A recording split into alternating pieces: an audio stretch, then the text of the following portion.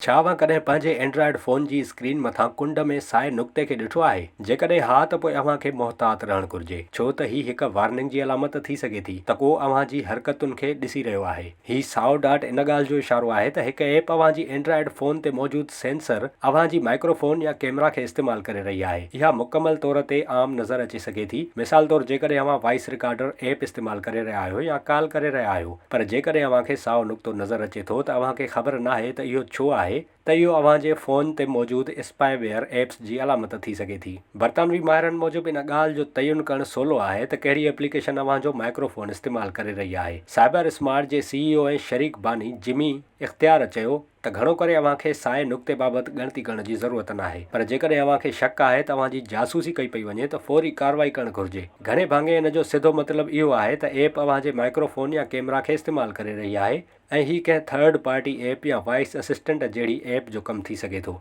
सभ खां वधीक इम्कानी सबबु इहो आहे त अव्हां हिन ऐप खे पंहिंजे कैमरा या माइक्रोफोन ताईं रसाई जी इजाज़त ॾियो था ऐं इन सां पंहिंजी फ़ोन जी सेटिंग्स जी इजाज़त सेक्शन में चेक करियो। जेकॾहिं न त इन जो मतिलबु इहो थी सघे थो त अव्हांजो फ़ोन हैक थी वियो आहे ऐं अव्हां जेको कुझु करे रहिया आहियो उन ते नज़र रखण लाइ स्पाईवेयर इस्तेमालु थी रहियो आहे। जेकॾहिं अव्हांखे शक आहे त अव्हां पंहिंजे फ़ोन ते स्पाईवेयर इंस्टॉल कयो आहे त हिकु मालवेयर स्कैन हलाइण जी सलाह ॾिनी वेंदी आहे। माहिरनि जो चवणु आहे त अव्हांखे पासवर्ड्स खे तब्दील करणु घुरिजे। जेकॾहिं अव्हांखे साओ नुक़्तो नज़र अचे थो त इहो ॾिसणु सवलो आहे त इन में कहिड़ी ऐप लॉन्च कयल आहे। जेकॾहिं अव्हांखे साओ नुक़्तो नज़र अचे त स्क्रीन जे मथे हिसे खे हेठि ॾांहुं स्वाइप करियो ऐं अव्हांखे हिकु माइक्रोफोन या कैमरा नज़र ईंदी जंहिंजो सेंसर इस्तेमाल में आहे। आइकन ते टैप करियो ऐं अव्हां ॾिसंदा त कहिड़ी ऐप इन खे इस्तेमालु करे रही आहे। हिन स्क्रीन सां अव्हां पंहिंजो माइक्रोफोन या कैमरा इस्तेमालु कंदड़ ऐप जी इजाज़तुनि खे बंदि करे सघो था। विज़िट कयो अवामी आवाज़ मीडिया ग्रुप जी वेबसाइट awamiawaz.pk